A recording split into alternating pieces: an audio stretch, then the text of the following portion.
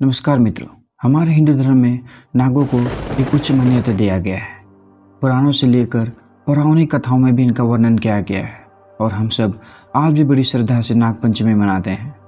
यूँ तो पुराणों में कई शक्तिशाली नागों का वर्णन किया गया है। उनमें से कुछ नागों की कहानी हम आपके साथ साझा करेंगे। तो इस सूची में सबसे पहले आते हैं शेषनाग। शेषनाग ऋषि काश्यप और कद्रु के सबसे बड़े और पराक्रमी बेटे थे। कहा जाता है कि इनके ऊपर ही ये पृथ्वी टिकी हुई है। इससे जुड़ी एक पौराणिक कथा भी है। ऋषि काश्यप के कद्रु के अलावा उनकी और एक पत्नी थी जिनका नाम विनीता था। एक दिन कद्रु और विनीता दोनों टहल रहे होते हैं, तब उन दोनों को एक सफ़ेद सुंदर घोड़ा दिखाई देता है, जिसे देखकर कद्रु विनीता से कहती है, देखो यह पूरा सफ़ेद घोड़ा है, परंतु इसकी पूंछ काली है। इस पर विनीता कद्रु से कहती है, नहीं दीदी, यह घोड़ा पूरी तरह से सफ़ेद है और आपको ऐसा प्रतीत हो रहा है कि उसकी पूंछ काली है। इस बात में दोनों की बहस हो जाती है और एक शर्त लग जाती है कि हम दोनों में से जो शर्त हारेगा उसे दूसरे के हमेशा दासी बनकर रहना पड़ेगा। घोड़े को नज़दीक से जाकर देखने की अगले दिन की सूची तय होती है। कद्रु ने घर आकर सोचा कि वह शर्त हार ना जाए। इस पर वह अपने सर्पोपुत्र से कहती है, तुम लोग जाओ और घोड़े की पूंछ से चिपक जाओ ताकि उसकी बात गलत साबित हो और वह शर्त हार जाए और मेरी दासी बन जाए। शेषनाग ने जब यह देखा कि उसकी माँ और भाइयों ने मिलकर विनीता से छल किया है, तब वह इस बात से बहुत नाराज़ हुआ और सब कुछ छोड़कर गंधमादन पर्वत की ओर तपस्या करने के लिए चल पड़ा।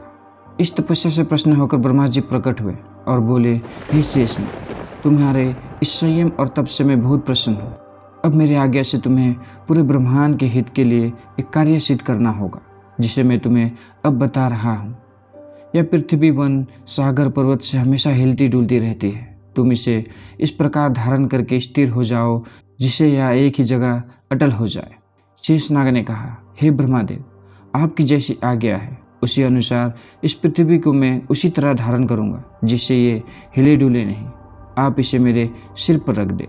इस पर ब्रह्मादेव ने कहा, हे नागराज, तुम पृथ्वी के नीचे चले जाओ, ये समय तुम्हें वहाँ जाने के लिए रास्ता दे देगी। इस प्रकार ब्रह्मा जी के आदेश से अकेले ही शेषनाग भूमि के नीचे चले गए और वहीं पे निवास करने लगे। मित्रों, हम सब ने विष्णु जी के अनेक तस्वीर देखे हैं जिसमें वह नाग के ऊपर विराजमान है। वह कोई और नाग नहीं बल्कि शेषनाग ही है। हिंदू धर्म के अनुसार शेषनाग विष्णु जी की ऊर्जा का प्रतीक है जिस पर वे आराम करते हैं। दरअसल शेषनाग को भगवान विष्णु का सेवक भी कहा गया है। माना जाता है कि शेषनाग के 1000 मस्तक हैं और इन मस्तकों का कोई अंत नहीं है, अर्थात इसके बाद कोई भी शेष नहीं बचता, इसलिए इन्हें अनंत भी कहा गया है। भगवान राम के अनुज लक्ष्मण को भी शेषनाग का अवतार ही माना गया है। वशिकी नाग, वशिकी भगवान शिव का अनंत सेवक माना गया है। वे शेषनाग के छोटे भाई थे। पुराणों के अनुसार वशिकी का शरीर बहुत लंबा था और इसका निवास स्थान कैलाश पर्वत के अगल बगल वाला हिस्सा था। कहा जाता है कि समुद्र मंथन के दौरान वशिकी को रस्सी के रूप में पर्वत के चारों ओर लपेटकर मंथन किया गया था और त्रिपुर दाह के समय वह शिव के धनुष की डोर भी बने थे। कहा जाता है कि वशिकी को आने वाले समय यानी कि भविष्य का ज्ञान था। वह जानते थे कि आने वाले समय में नागकुल का अंत हो जाएगा, इसीलिए उन्होंने नागवंश को बचाने के लिए अपनी बहन की विवाह जातकारों से करवा दिया, क्योंकि वह जानते थे कि उनका पुत्र ही नागों के वंश को बचा सकता है। आगे चलकर जातकारों के पुत्र आस्तिक ने ही जंग विजय के नाग यज्ञ के दौरान सर्पों की रक्षा की थी। धन्यवाद। यह वीडियो आपको कैसा लगा आप हमें कमेंट करके बताएं।